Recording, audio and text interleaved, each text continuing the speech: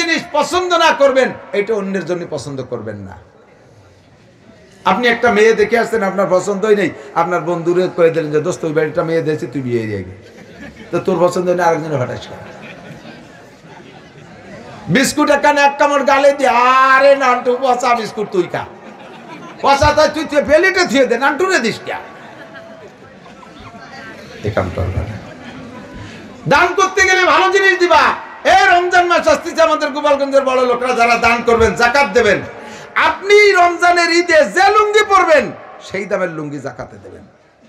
লুঙ্গি কখন দেশেন, দুয়ার পরে মার কাটি গেছে, তারপরে মসজিদে দাঁড়াইছে, এপাশ ওপাশ সব দেয়া যাচ্ছে, এক্সরে করা লাগতেছে না। তুমি এই এক্সরে লুঙ্গি দিয়ে এবার বেচতে কিনতে চাও?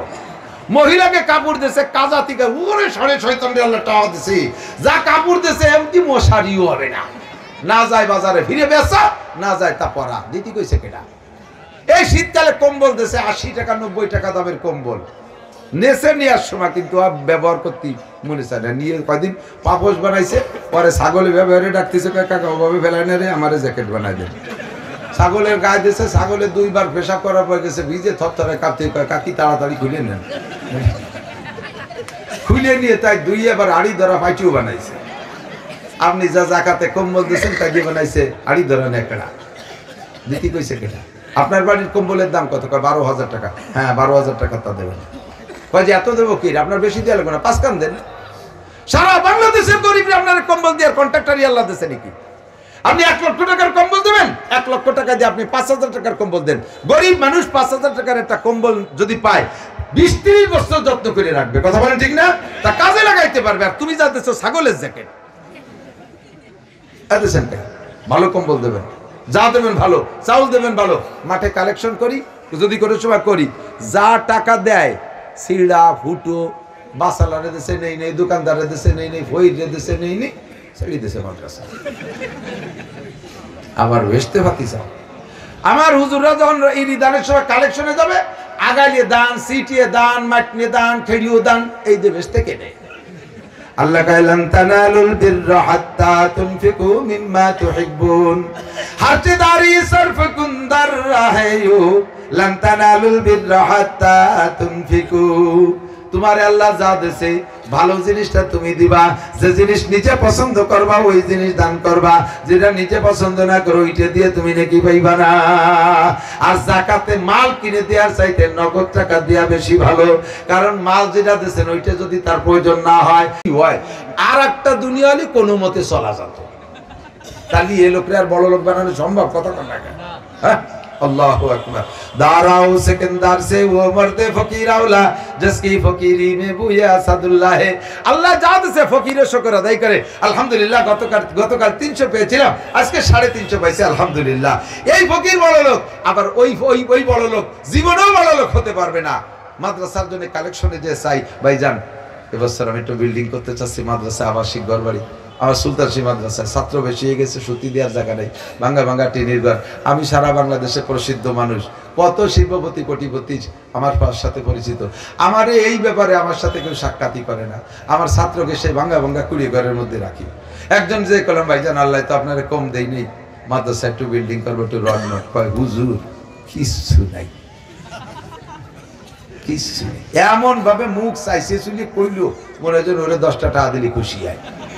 কয় যে এই যে গাজীপুর 10 বিঘে জমি কিনে ওই জায়গায় সাইডে গার্মেন্টস করছে 7 তলা, এরপরে সাইডে এবার এলপিজি গ্যাস পাম্প করা লাগছে, 20 কেন কাভার ব্যান্ড করা লাগছে, আবার 20টা গাড়ি ছাড়ছি এই রোডে, এসি গাড়ি, স্লিপিং কেবিন বাস, এই করিয়ে লাস্টে 20 কেন ডিস্ট্রিক্ট ট্রাক বানাইয়ে কিছু নাই, ওরে 10 টাকা দিলে খুশি হয়। এ লোক জীবনও বড় লোক হতে পারবে? কোন পারবে কোনোদিনও? রিক্সা চালাই আইছে, ভ্যান চালাই 100 টাকা কামাই করছে, হুজুর চাইছে এনে মাহফিল করবো, যা পারেন দেন, 50টা টাকা দিয়ে দিছে। আর বড় লোক সে এত কিছুর দরকার কিছু নাই, তুই থাল পাইতে রাস্তায় বয়, আমরা পয়সা দিয়ে দেবো। আপনারা স্বীকার করেন, কেমন আছেন?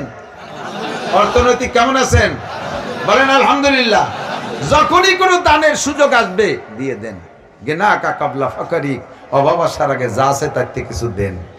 অভাব আসতে পারে সামনে, জানেন না যে পরে ধনী হবেন না গরিব হবেন, ঠিক কি ঠিক না? 2 নম্বর অর্দা বিমা কাসামাল্লাহু লাকা তাকুন আগনান নাস, তুমি দুনিয়ায় সবচেয়ে বড় লোক হইতে চাইলে আল্লাহ যা দেশে তার উপরে সন্তুষ্ট থাকো, মনে থাকবে তো 2 নম্বর কথা। 3 নম্বরে আহসিন ইলা জারিকা তাকুম মুমিনা, এই শহর অঞ্চলের মানুষ খেয়াল রাখবেন, প্রতিবেশীর সাথে সৎ ব্যবহার করো, প্রতিবেশীর সাথে সৎ ব্যবহার রাখো, তাহলে তুমি মুমিন হবার সর্বশ্রেষ্ঠ মুমিন। প্রতিবেশীর সাথে সৎ ব্যবহার রাখা বড় কঠিন। আরে ভাই, আমি মৌলানা নাসির সারা দুনিয়া ঘুরিয়ে বাংলাদেশ ঘুরিয়ে বেড়াই, আপনাকে এই জায়গায় 1-2 ঘন্টা এ জায়গায় এসে আমার সুফি দরবেশ ভালো সাজা বাড়ি, একটা অসুবিধা নেই, 2 ঘন্টার মধ্যে দরবেশ সাথে চলে গেল। কিন্তু আমি যাদের সাথে প্রতিবেশীর সাথে বসবাস করি, জীবন ভরে তাদের সাথে কাটাচ্ছি, আমি ভালো কি মন্দ সার্টিফাই তারা করবে। আমার স্ত্রীকে নিয়ে আমি ঘর করি, সে আমাকে সার্টিফাই করবে যে হ্যাঁ আমার স্বামী ভালো, তাহলে এর নামই হলো অরিজিনাল ভালো। ওই ফাঁকে ফাঁকে একদিন চার দোকানে যায় 2 জনের 5টা চা খাওয়ালেন আর তাতে প্রশংসা নিয়ে আসলেন, এর নাম প্রশংসা না, এর নাম ভালো না। বিল্ডিং বানাবেন, খেয়াল রাখবেন প্রতিবেশীর রাস্তা বন্ধ না হয়ে যায়। আপনার বিল্ডিং এ যদি আরেকজনের রাস্তা বন্ধ করে, তাহলে আল্লাহ পাক আপনার জান্নাতের রাস্তা বন্ধ করে দেবে। বিল্ডিং বানানোর সময় আপনার খেয়াল রাখবেন যে আপনার বিল্ডিং এ পাশের বাড়িওয়ালাদের বাতাস বন্ধ না করে দেয়। আপনার 50টা 10 তলা বানাবেন আর ও মিটার 20 ঘরের মধ্যে থাকবে, তার কি বাতাসের দরকার নাই? আসিন ইলা জারিকা তাকুম মুমিনা, প্রতিবেশীর সাথে সৎ ব্যবহার রাখবেন, প্রতিবেশীর প্রতি খেয়াল রাখবেন, তাহলে হবেন আপনি মুমিন। গাছ লাগাবেন এমন ভাবে যেন আপনার গাছে প্রতিবেশীর বাড়ি ছায়া না করে, তার বাড়ি ছায়া না দেয়, আপনার গাছ যে তার জায়গার মধ্যে না ঢোকে, খেয়াল রাখবেন। আসিন ইলা জারিকা তাকুম। ব্যবসা করবেন, দোকানপাট, এই যে মাইকা লাগে ব্যবসায়, এই অ্যাড হলো কি জানেন? ওকে আলাদা কোনো সাইনবোর্ড লাগে না, বড় বড় বক্স দোকানের সামনে সারা দিন ধুম ধাড়াক্কা বাজাবে, ওর আওয়াজেই ওকে অ্যাড হয়ে যাবে। পাশে মসজিদের ইমাম সাহেব একটু জায়নামাজ, আতর, তসবিহ, কোরআন শরীফের দোকান দিয়েছে, ওকে ঢোলের বাড়ি ঠেলায় বক্সের আওয়াজে এই দোকানদারের সাথে কেউ কথাই করতে পারে না। যখনকার দাম কত, ওই সময় ঢোলে এক বাড়ি দেয়, ওরা শুনতে পারে না, আর এক দোকানে সরিয়ে ইমাম সাহেব বাবা একটু সাউন্ড কমাই দেয়, 1.5 লাখ টাকা দিয়ে পজিশন কিনছি, আমার পজিশন, আমি এর মধ্যে যা খুশি তাই করবো, কিয়ামত করবো, আপনার কি? এ কি প্রতিবেশীর সাথে সদ্ব্যবহার হলো? ইমাম সাহেব দীর্ঘদিন এই জ্বালায় জ্বলতে লাস্টে যাইয়া কয় তাই যদি হয় যে যার যার পজিশনে তার মাতুব বাড়ি, ওরা তো একসময় ঘুমাবেই, তো এবার বক্সটা সব দরজাটা ঘরের মধ্যে ঢুকাইয়া দরজা দিয়ে যখন রাত 12টার দিক বিছানে শুইছে ঘরের মধ্যে, ইমাম সাহেব খালি টিনেরটা নিয়ে মুগুর নিয়ে ঘরের মধ্যে বসে ঠাক ঠাক বাড়ি চুরু আসছে। পাশের দোকান তো কাকা কি করেন? কত 2 লাখ টাকা দিয়ে পজিশন নিয়ে রাত বার বাড়িও বই বাড়াবে, ঘুমাইবার কারে কামাতা দিনু তো দানু জয়সা করনি ওয়াইসা করনি, একে অপরের প্রতি সহযোগিতা রাখা। স্বামীতে দাড়ি রাখবে না, স্ত্রী দিনদার সদস্য সাহেবের মুরিদ, গড়ডাঙ্গা মাদ্রাসার ছাত্রী, স্বামী বড় অফিসার, স্বামীর কয় দাড়ি রাখতে, দেখো তুমি আমার দাড়ি নিয়ে নাক গালাবা না, দাড়ি আমার ব্যাপারে আমি রাখলাম না রাখলাম, তুমি ওটা দাড়ি নিয়ে নাক গালাবা না। দমক দিলি বেড়া স্ত্রী কি কবে? স্বামী দমক দিয়ে চলে গেছে অফিসে, মহিলা মাথায় শ্যাম্পু ট্যাম্পু মাহাইয়ে বেলেট দিয়ে রিজার্ভ দিয়ে সুন্দর করে মাথা চাইছিয়ে, নিজের মাথা শস্য তেল মাহাইয়ে ঠাউরির মতো বসে রেখেছে। বিকেলে স্বামী বাড়ি এসে দেয় যে বোর মাথায় চুল নাই, কে রে? বলছে তো আমি তো। তোমার অবস্থা কেন? মাথার চুলকো, আমার চুল নিয়ে নাক গালাবো না, এটা আমার ব্যাপার। তোমার দাড়ি নিয়ে আমার নাক গালাতে নিষেধ করছে, তো আমার চুল নিয়ে নাক গালাবা কেন? আরে পুরুষের মুখে দাড়ি না থাকলে যত খারাপ দেওয়া যায়, মহিলার মাথায় চুল না থাকলে কিরম দেওয়া যায়? কোন দিদি কয় যে তোমার ভাই ধরি, তুমি আর দাড়ি কাটছো, চুল কাটো না, আমি জীবনেও দাড়ি কাটবো না। কায়দা মতো জব না দিলি ফেরা জায়গায় আসে না। আহসিন ইলা জারিকা তাকুম মুমিনা। 4 নম্বর ওয়াহিব্বালিন নাস মা তুহিব্বুলি নাফসিকা তাকুম মুসলিমা। মুমিন আর পরে মুসলমান হতে হবে না, আহিব্বালিন নাস মা তুহিব্বুলি নাফসিকা তাকুম মুসলিমা। এই বহুত লম্বা চড়া কথা মনে রাখবেন, সংক্ষেপে আমি বলে দিচ্ছি আর 2-1টা উদাহরণ। আল্লাহ নিজে যে জিনিস পছন্দ না করবেন, এটা অন্যের জন্য পছন্দ করবেন না। আপনি একটা মেয়ে দেখে আসছেন, আপনার পছন্দ হয় নাই, আপনার বন্ধুরে কয়ে দিলেন যে দোস্ত ওই বাড়িটা মেয়ে দিয়েছি, তুই বিয়ে দিয়ে গে, তো তোর পছন্দ হয় না, আরেকজনের হঠাৎ বিস্কুট এক কামড় গালে দিয়ে, আরে নান্টু পচা বিস্কুট তুই খা, পচা তাই তুই পেলেটে থুয়ে দে, নান্টুরে দিস কে? দান করতে গেলে ভালো জিনিস দিবা। এই রমজান মাস আসতেছে, আমাদের গোপালগঞ্জের বড় লোকরা যারা দান করবেন, যাকাত দেবেন, আপনি রমজানের ঈদে যে লুঙ্গি পরবেন সেই দামের লুঙ্গি যাকাতে দেবেন। লুঙ্গি কহেন দেশেন দুয়ার পরে মার কাটি গেছে, তারপরে যায় মসজিদে দাঁড়াইছে, এপাশ ওপাশ সব দেয়া যাচ্ছে, এক্সরে করা লাগতেছে না। তুমি এই এক্সরে লুঙ্গি দিয়ে এবার বেচতে কিনতে চাও? মহিলাকে কাপড় দিয়েছে কাজা থেকে ওরে 6.5 আল্লাহ টাকা দিছে, যা কাপড় দিয়েছে এমনি মশারিও হবে না, না যায় বাজারে ফিরে বেচা, না যায় তা পরা দিদি কইছে কেডা?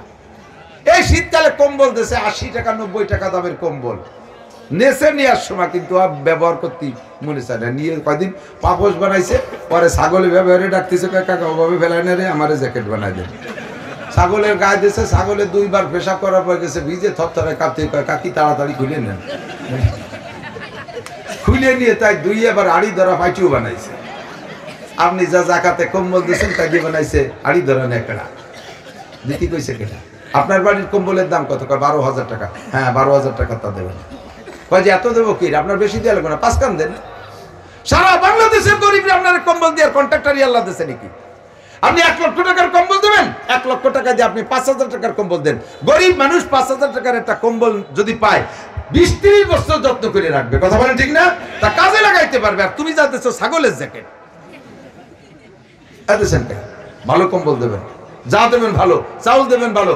মাঠে কালেকশন করি যদি করে সময় করি, যা টাকা দেয় সিড়া ফুটো বাসালারে দেশে নেই নেই, দোকানদারের দেশে নেই নেই, ফইরের দেশে নেই নেই, ছেড়ে দেশে মাদ্রাসা আবার বেচতে পাতি চাও। আমার হুজুররা যখন এই দানের সময় কালেকশনে যাবে, আগালিয়ে দান, সিটিয়ে দান, মাটনে দান, খেড়িও দান, এই যে বেচতে কেনে। আল্লাহ কাইলান তানালুল বিররা হাত্তা তুনফিকু মিম্মা তুহিব্বুন, হারতিদারি সরফকুন দাররাহায়ু লান তানালুল বিররা হাত্তা তুনফিকু। তোমারে আল্লাহ যা দেছে ভালো জিনিসটা তুমি দিবা, যে জিনিস নিজে পছন্দ করবা ওই জিনিস দান করবা, যেটা নিজে পছন্দ না করো ওইটা দিয়ে তুমি নাকি পাইবা না। আর যাকাতে মাল কিনে দেওয়ার চাইতে নগদ টাকা দেওয়া বেশি ভালো, কারণ মাল যেটা দিয়েছেন ওইটা যদি তার প্রয়োজন না হয়, না যাবে বেচা, না যাবে ব্যবহার করো, থাকলো পইরা।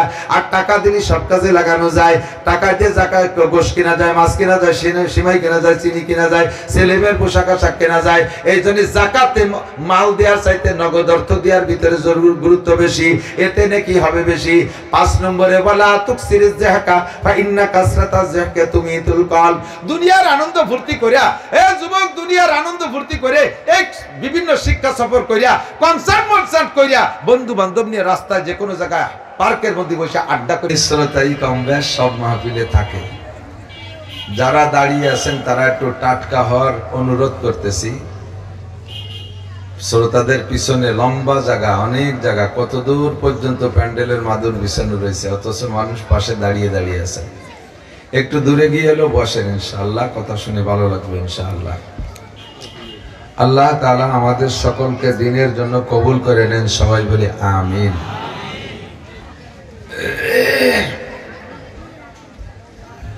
কোরআন হাদিসের আলোচনায় আমাদের ওয়াজ মাহফিলের আলোচ্য বিষয়। আমাদের মৌজু আরবিতে বলে সিলেবাস বা মৌজু কোরআন এবং হাদিস। আল্লাহ পাক রব্বুল আলামিন নিজেই বলেন ওয়াযাক্কির বিল কুরআন, তুমি কোরআন দিয়ে বয়ান করো। মান ইয়াখাফু ওয়াঈদ, এবং বয়ান করো কাদেরকে? যারা ভয় দিলে ভয় পায় তাদেরকে ভয় দাও।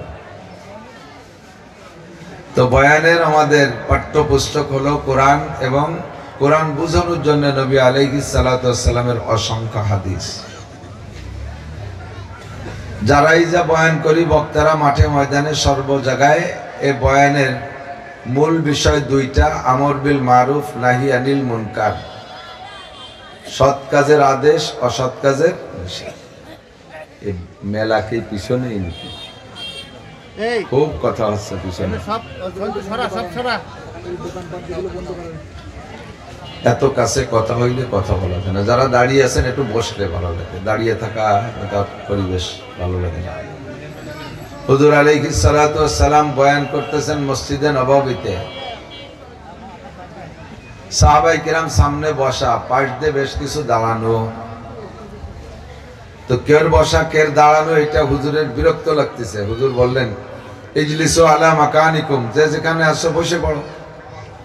বলার সাথে সাথে যারা যেখানে দাঁড়িয়েছিলেন সবাই বসে গেলেন।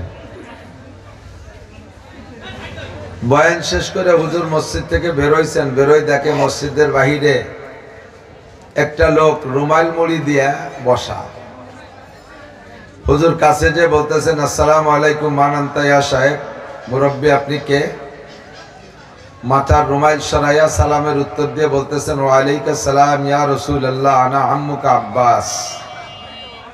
হুজুর আমি আপনার চাচা আব্বাস বসে আছি। হুজুর বললেন, চাচা যান আপনি জানেন আমি মসজিদে বয়ান করতেছি, আপনি বাইরে বসে আছেন কেন? হযরত আব্বাস বললেন, ভাতিজা তোমার বয়ান শোনার জন্য আমি ঘর থেকে বেরিয়ে আসছি।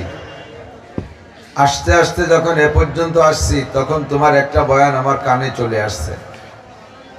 তোমার বয়ান শুনবো তো মানবো এবং আমল করবো, এজন্যই এ পর্যন্ত আসলে যে বয়ানটা কানে আসছে ওই বয়ানটার আমল করতে যাই আমি এখানে বসে পড়ছি।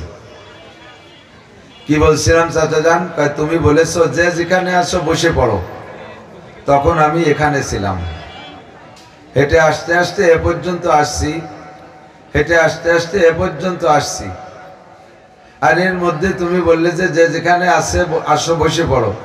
তখন আমি বললাম, আব্বাস নবীর রস শুনবা তো আমল করার জন্য, তো যে ওয়াজটা কানে আসছে ওইটার আমল আপাতত হয়ে যাক, এজন্য আমি সঙ্গে সঙ্গে বসে পড়ছি, আর এক কদমও সামনে বাড়ি নেই। কন্যা সুবহানাল্লাহ। তা আমাকে আমি বললাম যে আর এক কদমও বাড়া ঠিক হবে না, নবী বসতে বলছে, আর এক সেকেন্ডও দাঁড়ায় থাকা ঠিক হবে না, তাই বসে পড়ছি। হুজুর আলাইহিস সালাতু ওয়াস সালাম বুকের সাথে জড়িয়ে ধরে বললেন, মান তাশাব্বাহা বিকওমিন ফাহুয়া মিনহুম, যার সাথে যার মিল হবে তার সাথে তার হাসর হবে। আমার চাচাদার আব্বাস জান্নাতি। যারা আব্বাসের এই আমলের মতো আমল করবে, আমলের সাথে মিল করবে, মোমেন যদি হয়, ইমানদার যদি হয়, তাহলে আমার আব্বাসের সাথে জান্নাতি হবে। যারা দাঁড়িয়ে আছেন তারা যদি হযরত আব্বাস রাদিয়াল্লাহু তাআলা আনহুর সাথে জান্নাতি হওয়া পছন্দ করেন, তাহলে পিছে জায়গা আছে, গিয়ে একটু বসে পড়েন। আর বসতে বললে বসতো না যারা, আবু জাহেল, আবু লাহাব, উতবা, সাইবা, ওলীদ ইবনে মুগীরা, আন্তর্জাতিক খ্যাতি সম্পন্ন কাফের, একে বসতে বললেও বসতো না। তো যদি তাদের সাথে আর নিয়ে থাকে তাহলে দাঁড়ায় থাকে। আবার অনেকে আছে দাঁড়ায় দাঁড়ায় ওয়াজ শুনতে পছন্দ করে, বসতে ভালো লাগে না। যদি জোর করে এই কায়দা বাজারে বসতে কয় তাহলে কয় চল যাই, হবে না শোনা। কেন্নর মতো, কেন্ন চেনেন না? ওই লম্বা লম্বা পোকা ধীরে ধীরে হাঁটে, ওর গতি মতো হাঁটতেই থাকে। ওরে যদি একটু ঠেলা দেন যে আর একটু জোরে হাঁটো, গুছাই কুড়ায় পড়ে, একটু হাঁটবো না পারলি হাঁটা।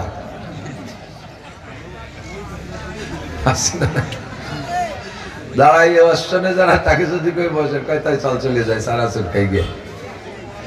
আল্লাহ হেফাজত করুক, সবাই বোঝার তৌফিক দান করুন। হুজুর আব্বাস রাদিয়াল্লাহু আনহুকে বললেন, চাচা যান এই তো বেশ দূর, আমি তো মসজিদে নববীর মেম্বারে বসে বয়ান করেছি, আপনি এত দূরে বসে শুনছেন, আমি কি যা ওয়াজ মসজিদে করেছি সব ওয়াজ আবার করব? তো হযরত আব্বাস বললেন, ভাতিজা তোমার আওয়াজের মধ্যে মুজিজা আছে। আমরা 1 লক্ষ মানুষও যদি বসা থাকি, তুমি তোমার মুখে বয়ান করলে পায়ের কাছের লোকটা যে আওয়াজে শোনে, আমরা লক্ষ নম্বরের লোকটাও একই আওয়াজে শুনতে পাই। স্বয়ং আব্বাস রাদিয়াল্লাহু তাআলা আনহুর মুখের আওয়াজ, সাহাবাদের যাদের আওয়াজে জোর ছিল তার ভিতরে সেকেন্ড ছিলেন হযরত আব্বাস। আব্বাস যদি জোরে ডাক দিতেন 8 মাইল দূরের থেকে শোনা যাইত। আছে বাংলাদেশে এমন কোন মাইক কি পয়দা হয়েছে? এই মাইকটা অনেক ভালো, তারপরেও 8 মাইল না, 4 মাইলও না, 2 মাইলও না, 1 মাইল দূরতেই বোঝা যায় না। 8 মাইল দূর হিসাব করতেন কিভাবে? হযরত আব্বাস রাদিয়াল্লাহু আনহুর একটা খেজুর বাগান ছিল দূরে, ওই খেজুর বাগানের মালি যে ছিল গোলাম, খাবারের রক্ত হলে উনি বাড়ির থেকে তারে ডাক দিতেন, আর সে 8 মাইল দূরেতে শুনে এসে খেয়ে যেত। আর এক সাহাবার আওয়াজ ছিল 12 মাইল দূরে যাইতো, ওনার নাম আমার মনে নাই। তো হযরত আব্বাস রাদিয়াল্লাহু তাআলা আনহু জোরে যদি ধমক দিত তাহলে সাধারণ বাঘ কইলজে ফেটে মারা যেত। হযরত আব্বাসের মুখের ধমকে বাঘের কলিজা ফেটে মারা যেত, এরকম আওয়াজওয়ালা ছিলেন বাঘে। আব্বাসের। তো একজন কয় যে বাঘে ওনার দমকে যদি বাঘের কলিজা ফেটে মারা যায়, তো উনি যে ছাগল রেহে বেড়াতে, তা ওনার দমকে ছাগল মরি যেত। আব্বাসের ওয়াজ শুনতে শুনতে আওয়াজ শুনতে শুনতে অভ্যাস হয়ে গেছে, এই জন্য তাকে কোনো অসুবিধা হয়তো না। তো হুজুর বলেন মান তাশাব্বাহা বিকওমিন ফাহুয়া মিনহুম, যার সাথে যার মিল হবে তার সাথে তার আসর হবে। আল্লাহ পাক রব্বুল আলামিন আমাদের সকলকে সাহাবায়ে কিরামদের সাথে আমলে আখলাকে মিল করে জান্নাতি হওয়ার তৌফিক দান করে, বলেন আমিন। আর মাত্র অল্প কয়েকদিন পরে আসতেছে শাবান মাসের লাইলাতুল বারাত। আল্লাহ পাক আমাদের লাইলাতুল বারাতে আমাদের সকলের তকদির ভাগ্য বিগত বছরের চাইতে আগামী বছরে আরো উন্নত করে দিক, সবাই বলি আমিন। ইসলামী শরিয়াত দুই ভাগে বিভক্ত, খুব খেয়াল করতে হবে। দুই ভাগে বিভক্ত, আমর বিল মারুফ নাহি আনিল মুনকার, সৎ কাজের আদেশ আর অসৎ কাজের নিষেধ। এই দুইটাই পুরো 30 পারা কোরআন শরীফ। নবী আলাইহিস সালাতু ওয়াস সালামের যত হাদিস আছে সব হাদিসও এই দুই ভাগে বিভক্ত, সৎ কাজের আদেশ আর অসৎ কাজের নিষেধ। নবী আলাইহিস সালাতু ওয়াস সালাম একদিন সাহাবায়ে কিরামদেরকে সামনে করে নিয়ে এভাবে বয়ান করতেছেন।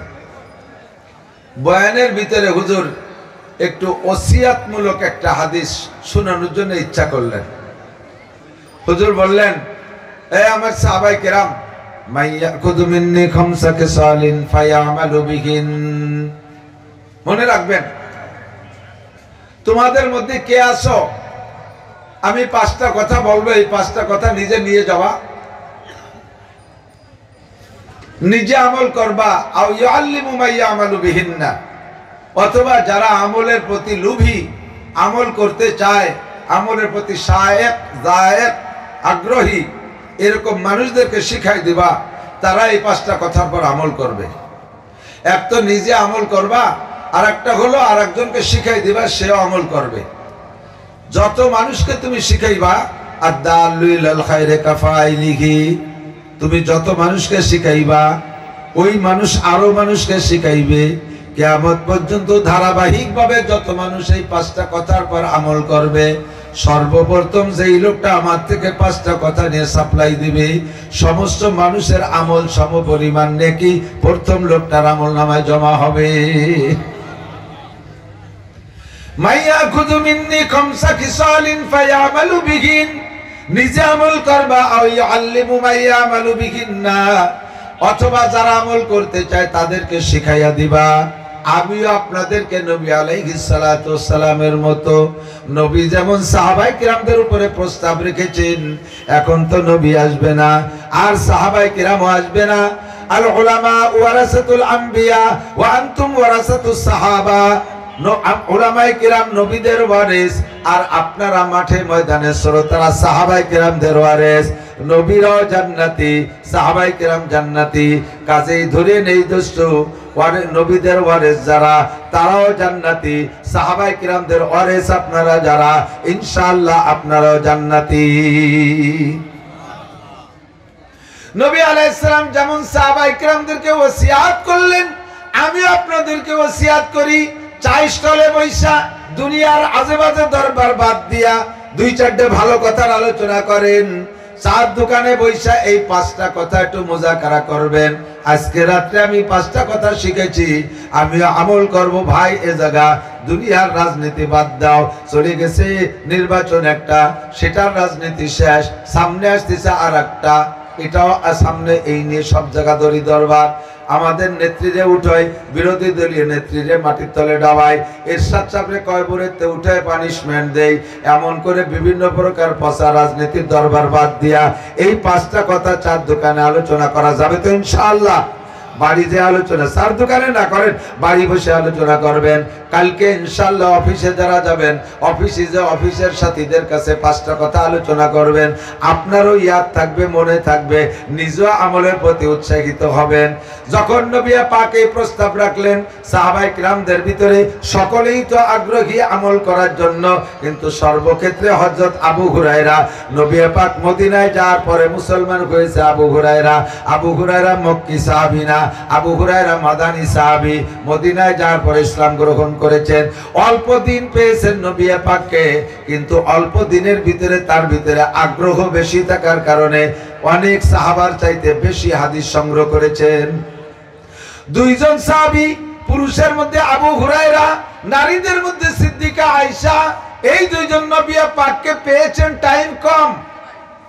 আয়েশা মাত্র পাইছেন 9 বছর। কয় বছর?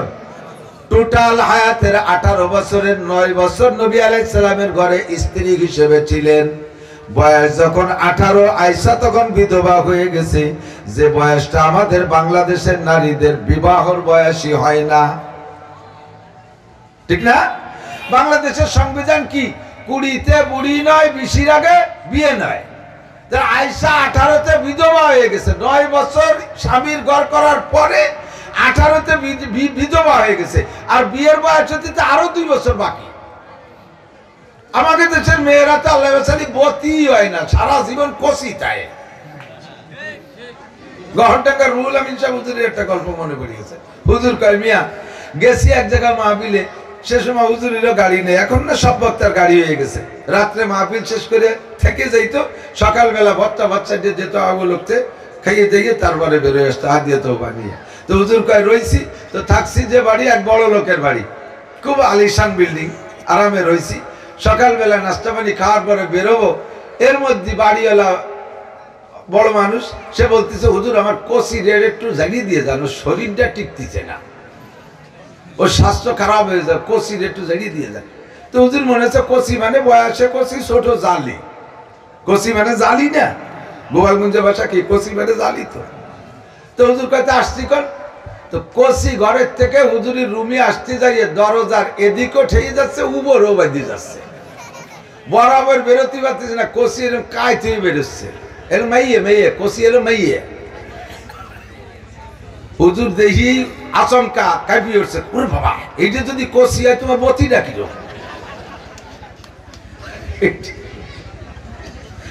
কষির বয়স কি, 4 বছর আগে মাস্টার শেষ করছে, মাস্টার এমএ পর্যন্ত যাইতে কয় বছর লাগে, ভরা লাগে হিসেব আছে। আমি তো মাস্টার পড়ি না, এই জন্য বুঝি না। তো আমার মনে হয় কমপক্ষে 25-এর কম না। মাঝে মাঝে যদি নির্বাচন করুন, আমার ওনাতে ধাক্কা করতে 2-1টা লাগে, পরীক্ষা আগ পাস হয়ে যায়। 25-এর আগে মাস্টার শেষ করা যায় না, এ বলে 4 বছর আগে শেষ করে, তাহলে 29। ওরে সুন্নতি কায়দায় বিয়ে দিলেও এই বয়সে না নিয়ে যেত না, তার বড়ও বলে কষি। 20তে বুড়ি নাই, 20-এর আগে বিয়ে নাই। সংবিধান এক জায়গা, দুনিয়ার সংবিধান, শরীয়তের সংবিধান আলাদা জায়গা। আমার নবী বলেন, হে মুসলমান জেনে নাও, অফি তাওরাতে মাকতুব, তাওরাতের ভিতরে আয়াত হিসেবে আসছে, কোরআন শরীফের ভিতরে আয়াত হিসেবে আসে নাই। আমি তাওরাতের ওই আয়াতটা বড় পছন্দ করেছি, তৌরাত থেকে সংগ্রহ করে তোমাদের জন্য হাদিস হিসেবে রেখে গেলাম। আমার শিক্ষিত আব্বারা লক্ষ্য রাখেন, ও শহর অঞ্চলের মুরব্বীরা খেয়াল করেন, আল্লাহ নবী বলেন তৌরাতের ভিতরে আয়াত, তৌরাতের আয়াত কি মানব রচিত না আল্লাহর দেওয়া? তৌরাত আল্লাহর কালাম, সহি তৌরাত আল্লাহর কালাম, সহি ইনজিল আল্লাহর কালাম, সহি জবুর আল্লাহর কালাম। যেগুলো মানুষে ঢুকাইছে সেগুলো ভিন্ন, যেগুলো আল্লাহর কালাম সেগুলোকে অস্বীকার করলে ঈমান নষ্ট হয়ে যাবে। আল্লাহু আকবার। আমরা ঈমানে মুফাসসালের মধ্যে পড়েছি, আমানতু বিল্লাহি ওয়া মালাইকাতিহি ওয়া কুতুবিহি, বলেন ওয়াকুতুবিহি, সব আসমানি কিতাব বিশ্বাস করি। যদি আপনি 7টার 6টা মানেন ওয়াকুতুবিহি, সমস্ত আসমানি কিতাবকে বিশ্বাস না করেন, আপনি পাক্কা কাফের। কলে কোরআন বিশ্বাস করে আপনি কাফের, আল্লাহকে বিশ্বাস করেও কাফের, রাসূলকে বিশ্বাস করে আপনি কাফের, সমস্ত আসমানি কিতাবকে আপনি বিশ্বাস করতে না পারলে আপনি কাফের। কাজেই তৌরাতকে বিশ্বাস করা ঈমানের অঙ্গ ফরজ। ওই তৌরাতের সহি আয়াতগুলো মুনাজ্জাল মিনাস সামা, আল্লাহ প্রেরিত যেগুলো সেগুলো বিশ্বাস করা ফরজ। তার ভিতরে একটা আয়াত আছে, হুজুর বলেন তৌরাতের একটা আয়াত, সেখান থেকে আইনে আমি তোমাদের জন্য হাদিস হিসেবে রেখে গেলাম। মান বালাগাত ইবনাতুহু ইসনাতাই আশারাতা সানাতান, মিশকাত শরীফ খুঁজে দেখতে পারেন, কিতাবুন নিকাহ 2য় খণ্ডের ভিতরে আছে। মিশকাত শরীফ 2য় খণ্ড, আরবি মূল খণ্ডের 2য় খণ্ডের ভিতরে কিতাবুন নিকাহ বিবাহ চ্যাপ্টারের মধ্যে আছে। আল্লাহ নবী বলেন মান বালাগাত ইবনাতুহু ইসনাতাই আশারাতা সানাতান, যদি কোনো আব্বার মেয়ের বয়স, যে আব্বার মেয়ের বয়স 12 বছর অতিক্রম করলো, 12 বছর পার হইয়া 12 থেকে 13তে গেলে 90% মেয়েরা সাবালিকায় পদার্পণ করে।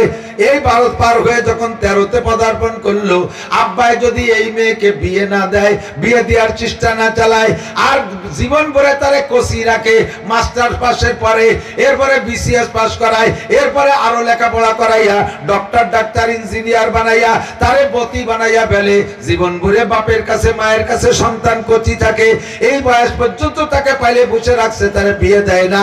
আসাবাত ইসমান, আর এই মেয়েটা তার যৌন ক্ষুধা মেটানোর জন্য অন্যায় পথ বেছে নিয়েছে, বিবাহের অভাবে সে অন্যায় পথ বেছে নিয়েছে।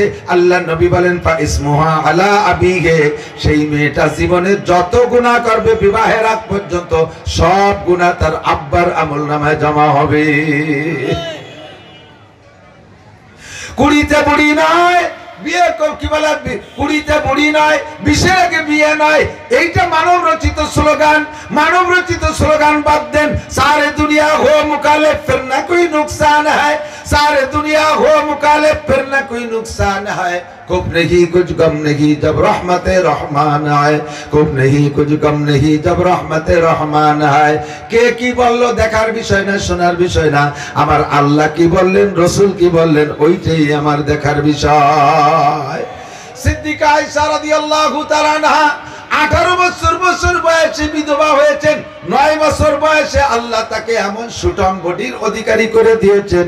9 বছর বয়সে নবী পাকের ঘরে হুবহু স্ত্রী হিসেবে হুজুরের ঘরে অবস্থান করেছে। হযরত নবী পাক সাল্লাল্লাহু আলাইহি ওয়াসাল্লাম সাহাবায়ে কিরামদেরকে নিয়ে বসে একদিন নিজের অভিব্যক্তি ব্যক্ত করতেছেন। এই দুনিয়া, এটা ভালো, ওটা ভালো, সেটা ভালো, মক্কা ভালো, মদিনা ভালো, আমেরিকা ভালো, চীন ভালো, জাপান ভালো, রাশিয়া ভালো, দালান ভালো, কোটা ভালো, গাড়ি ভালো, বাড়ি ভালো, সব ভালোর মধ্যে তোমাকে এক একজনের এক একটা ভালো লাগে। হুব্বিবা ইলাইয়া মিন দুনিয়াকুম সালাস, এই দুনিয়ার কিচ্ছু আমার ভালো লাগে না, আমার মাত্র 3টে জিনিস ভালো লাগে। কয়টা? হুজুরকে আমার 3টে জিনিস ভালো লাগে। 1 নম্বরে আত্মীব, সুগন্ধি ভালো লাগে, আতর ভালো লাগে, আর তিব আমার ভালো লাগে। 2 নম্বরে আলমার আত, নারী জাতি আমার ভালো লাগে, নারী জাতি আমার ভালো লাগে। এদিক তাকান, নারী জাতি আমার ভালো লাগে, এর মানে হলো মাকে মা হিসেবে ভালো লাগে, দাদিকে দাদি হিসেবে ভালো লাগে, নানিকে নানি হিসেবে ভালো লাগে, বোনকে বোন হিসেবে ভালো লাগে, স্ত্রীকে স্ত্রী হিসেবে ভালো লাগে, মেয়েকে মেয়ে হিসেবে ভালো লাগে। নারীরা অসহায়, নারীরা দুর্বল, নারীরা অসহায়, নারীরা দুর্বল, এই জন্য আমি নারী জাতির পক্ষে নারী আমার ভালো লাগে। 3 নম্বরে ওয়া কুররাতু আইনি বিসসালাত, আমার নামাজ ভালো লাগে, নামাজের মধ্যে দাঁড়াইলে আমার দিলটা ঠান্ডা হয়ে যায়, কলিজাটা শীতল হয়ে যায়, নামাজে দাঁড়াইলে চক্ষু ঠান্ডা হয়ে যায়, আমার নামাজ ভালো লাগে। 3টে জিনিস ভালো লাগে। হুজুর এই বক্তব্যটা যেদিন দিয়েছিলেন, ওই দিন হুজুরের ঘরে স্ত্রী নাই। এর কয়েকদিন কিছুদিন আগে খাদিজাতুল কুবরার ইন্তেকাল। হুজুরের স্ত্রী নাই, স্ত্রী শূন্য অবস্থায় ব্যক্ত করলেন আমার নারী জাতি ভালো লাগে। অন্য যারা আছে তাদেরকে তো তাদের কায়দায় ভালো লাগে, কিন্তু স্ত্রী ভালো লাগে, সেই স্ত্রী তো ঘরে নাই। ফাকামা আবু বকর, আবু বকর দাঁড়িয়ে গেলেন। ফাকালা সাদাকতা ইয়া রাসূলুল্লাহ, সত্য কথা বলেছেন আল্লাহর নবী, আপনার মধ্যে 3টে গুণ আমরা সর্ব অবস্থায় দেখে আসছি, উপলব্ধি করেছি, আপনার মধ্যে 3টে গুণ আছে। ওয়া হুব্বিবা ইলাইয়া মিনাদ দুনিয়া সালাস, আমারও দুনিয়ায় 3টে জিনিস ভালো লাগে। আবু বকর কয় আমারও 3টে জিনিস ভালো লাগে। বলো আবু বকর কি? কয় 1 নম্বরে নাজরু ইলা ওয়াজহিকা, আপনার নূরানি চেহারার দিকে তাকায় থাকতে মনে চায়। আপনার নূরানি চেহারার দিকে তাকাইলে ক্ষুধা থাকে না, পিপাসা থাকে না, টেনশন থাকে না, দুশ্চিন্তা থাকে না, ভয়ও থাকে না, দুনিয়ার কোনো কিছু থাকে না। যদি আপনি বসে থাকতে পারেন, আমি বছরের পর বছর রোজা রাখতে পারি, সবে বিশাল করতে পারি, আমার খানার কোনো চাহিদা থাকে না। আপনার নূরানি চেহারা থেকে আমার পেটের মধ্যে খাদ্য আসে, আমি একটানা আপনার দিকে তাকায় থাকতে পারি। আর নাজরু ইলা ওয়াজহিকা, 2 নম্বরে ওয়া ইনফাকু মালি আলা আমরিকা, আপনার হুকুমে আমার জীবনের সমস্ত অর্জন, যত ইনকাম করেছি সব ইনকাম আল্লাহর রাস্তায় খরচ করে দিতে ভালো লাগে। আপনি বলবেন যে আবু বকর সব দাও, আমার সব দিতে ভালো লাগে। আপনি না বললে এমনি চাইলেও আমার দিতে ভালো লাগে, আর যদি একবার বলেন সব দাও, সব ভালো লাগে। তবুকের যুদ্ধ, মনে রাখেন, তবুকের যুদ্ধে কালেকশন করেছেন আমার উলামায়ে কেরাম, মনে রাখবেন কালেকশন নবীর সুন্নাত। মসজিদে নববীতে 460 জন সাহাবী লেখাপড়া করতেন, একে বলা হয় আসহাবে সুফফা। এই আসহাবে সুফফার জন্য নবী আলাইহিস সালাতু ওয়াসালাম কালেকশন করতেন সাহাবাদের ভিতরে। মদিনার খেজুরওয়ালাদেরকে, বাগানওয়ালাদেরকে বলতেন, প্রত্যেক 10 কান খেজুরের 1 কান খেজুর মসজিদে নববীতে রেখে যাবা, আমার এই মাদ্রাসার ছাত্ররা খাবে। তারা তাই খেয়েই লেখাপড়া করেছেন। বহুত মাদ্রাসা ইদানিং খুব উন্নত মানের মাদ্রাসা করতেছে যারা কালেকশন বিমুখ। আমি এর বিলকুল বিরোধিতা করি। যেই মাদ্রাসার, যে এলাকার মাদ্রাসায় আঞ্চলিক পাবলিকের মধ্যে কালেকশন নাই, সেই এলাকার ওই মাদ্রাসা থেকে পাবলিকের উপকার কম হয়, পাবলিক উপকৃত হতে পারে না। উলামা ইকরাম এস্টাবলিশ 4000, 5000, 10,000 টাকা ছেলেদের কাছ থেকে নিয়ে বইছে, জায়গায় বসে পড়াচ্ছে, উম্মতের কোনো ফিকির নাই। আর যদি উম্মতের কাছে দোকানে দোকানে, বাড়ি বাড়ি কালেকশন, সাদকা, ভেতরা, মান্নত, খয়রাত, মুষ্টি চাউল, এটা ওটা কালেকশনের জন্য বারবার যাওয়া আসা হইতো, তাহলে আলেমদের সাথে উলামা, সাধারণ পাবলিকের একটা মুমারাসাত, একটা তালুক, একটা সম্পর্ক হইতো, একটা মিল মুহাব্বত হইতো, উম্মতে উপকৃত হতে পারতো বেশি। পাশাপাশি আর একটা বিষয়, কথা হবে না, পাশাপাশি আর একটা বিষয়, এদিক টাকার কথা এসে গেল, আমার মনে আছে, জায়গায় চলে যাবো ইনশাল্লাহ, ভয় নাই। দারুল উলুম দেওবান যখন প্রথম হয়, তখন এই কালেকশনের মাধ্যমে মাদ্রাসা মুষ্টি আটা কালেকশন করে। বাংলাদেশে তো মুষ্টি চাউল, ও জায়গায় মুষ্টি আটা কালেকশন করে। তো এই প্রত্যেক সপ্তাহে শুক্রবারে কালেকশন করে। এই কালেকশন দেখে একজন পয়সাওয়ালা ধনী মানুষ, উনার খুব মাইন্ডে লাগছে। আইসে নানুতুবি রহমাতুল্লাহ আলাইকে বলতেছে, হুজুর, আল্লাহর দিন বড় দামি দিন, আর আপনাদের কাছে শুনেছি ইয়াদুল উলিয়া খায়রুম মিন ইয়াদিস সুফলা, উপরের হাত নিচের হাতের চেয়ে ভালো। তে আপনার এই মাদ্রাসার ছাত্ররা কোরআন হাদিস পড়ে, এরা সপ্তাহে বাড়ি বাড়ি ভিক্ষে উড়ে বেড়ায়, আমার এটা ভালো লাগে না। হুজুর কাছে খাবে কি? সরকার তো টাকা পয়সা দেয় না, রেখে তো জায়গা জমি রে, খাবে কি রে?